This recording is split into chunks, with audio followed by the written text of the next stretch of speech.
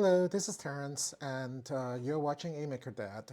I'm going to try something a little different here. I am shooting a series of videos that I'm going to call the layer by layer, where we're going to look at a part, how it's designed, and how it's 3D printed. So let's get started. Okay, so first up we have this part. This is used on our laser build. It features a glass fiber reinforced nylon mounting ring and a silicone part.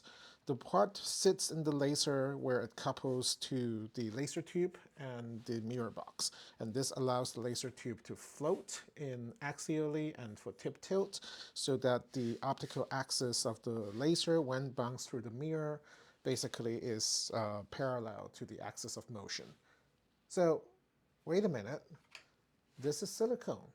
How is that possible? You can't 3D print silicone on a commercial, on a hobby level FFF 3D printer. Well, this is how the part came out of the printer after a little bit of post-processing. And this is how the part, this is a failed version of the part and an early iteration, and I'll talk a little bit more about this. So while you can't 3D print silicone, you can 3D print the mold out of a water-soluble material. This here is printed out of BVOH, which is a water-soluble support material, works great. And when it's printed, there is a cavity for you to pour the silicone into, and that silicone plug is what you see here. And in fact, all I need to do is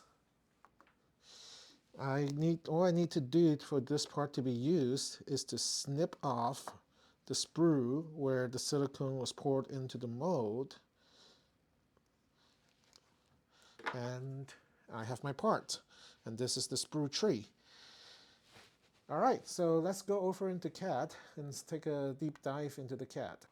All right, so this is the CAD. It is a multi-material model. As you can see, I have the material labeled on my part tree here. I'm going to hide the mode. This is the part that you see me handling on camera, and this is how it is molded. There's a big cylinder here for pouring the silicone in. These are my vent sprues here. If I were to do this again, I'll probably add additional venting here in the corners, although the corners did come out fine.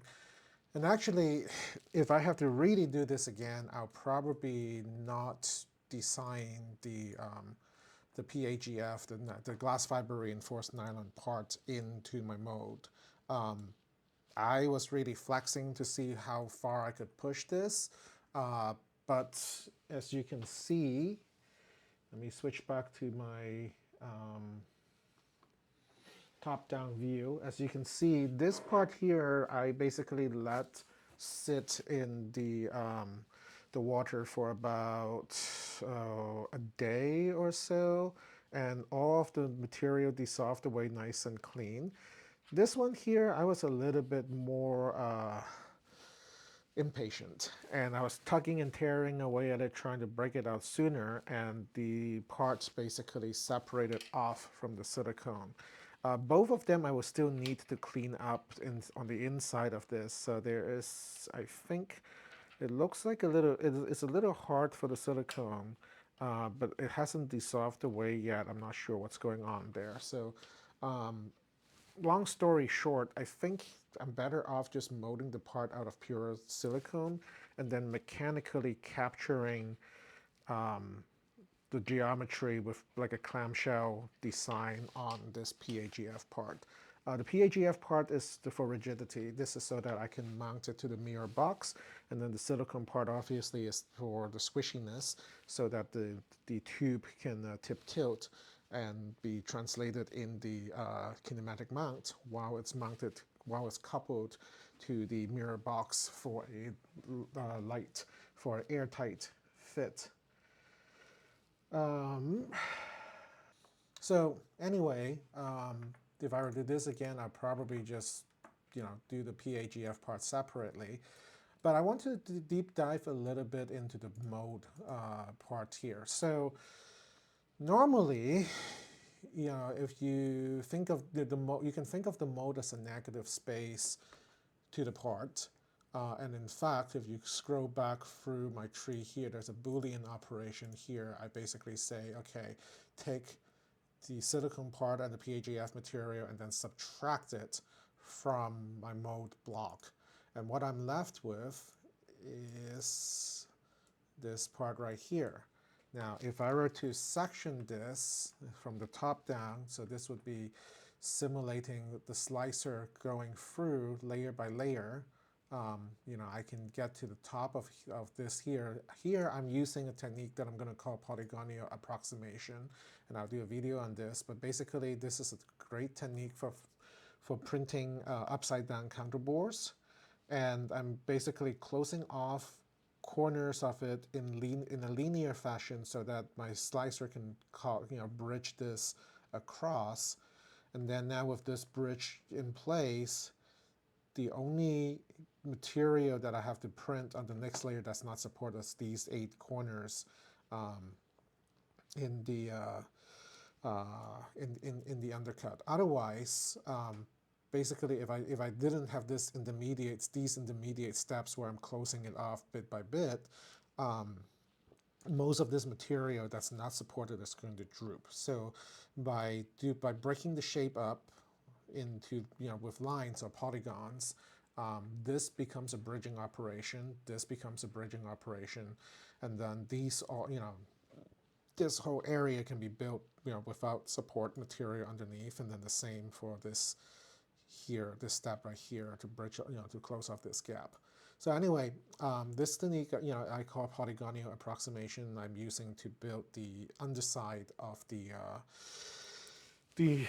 basically the underside of the part that's forming this feature right here. Now, as we go up, most of this looks okay. And then we need to, we're making the opening for where the silicone rubber expands out. And I want to show you something here real quick. There is a little thin web material. You can barely, let me switch back to my overhead camera. You can barely make it out here. If I pull on it and stretch, you might be able to see it. There's a very thin slit, 3 of them, cut in the side of the silicone, and that's basically a That's basically the result of these 3 thin tabs right there. Why are they there? Well, you have to think again from the perspective of making the mold. If I didn't have those 3 ribs there, this whole flap would be unsupported material, and basically they would droop and mar the finish of the part. So obviously it's not ideal.